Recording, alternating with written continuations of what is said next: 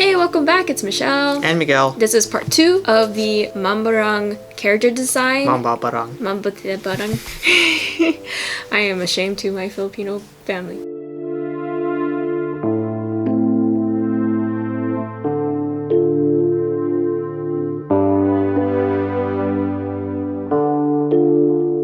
We are actually watching my version of the character design of the Filipino witch, and we are going to do that right now. So boom, here we go. So how did you come up with this idea? Okay, so I kind of had no idea what I wanted. So what I ended up doing is just doing some research on indigenous costumes or design, because when I think of like the Filipino witch or any folklore really, I think of its origins of the indigenous people, and maybe some of it because of the colonizers. But anyway, I kind of wanted to take on a more specific approach to this, making this character look like a person that you actually would encounter in the Philippines. The dress and the sash and the skirt, the shirt, everything, I actually did find some really cool references of traditional Filipino garment, indigenous garment. I was taking some elements of this idea of the Mambabarang is usually associated with like insects and bugs. I liked this idea of maybe she wouldn't really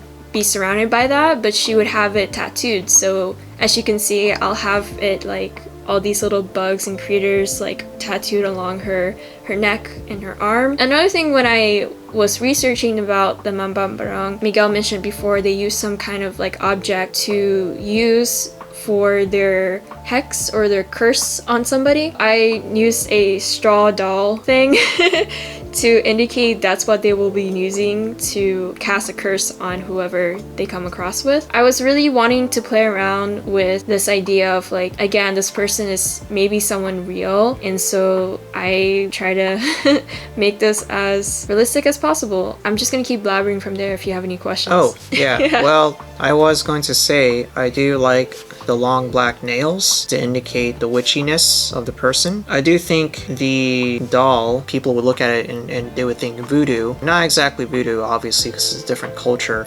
but it is the same principle. Really helps to indicate that this person may be having witchy powers. So I do like that detail, and I like what you did with the tattoo design as well.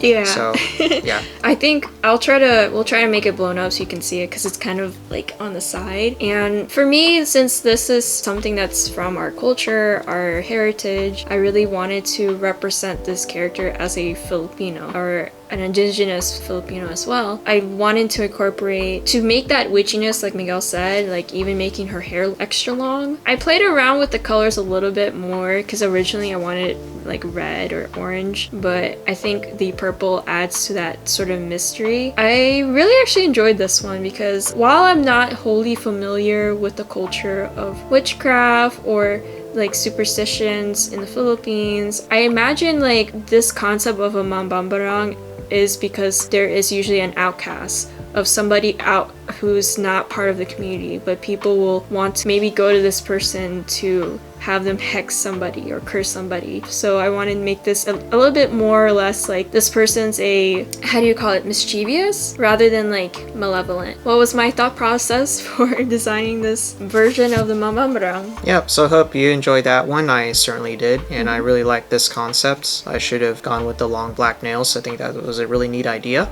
No, that's okay. So yeah, so hope to see you in the next art critique / discussion talk. We will have more myths and legends, supernatural creature stuff coming up next, so stay tuned. See ya!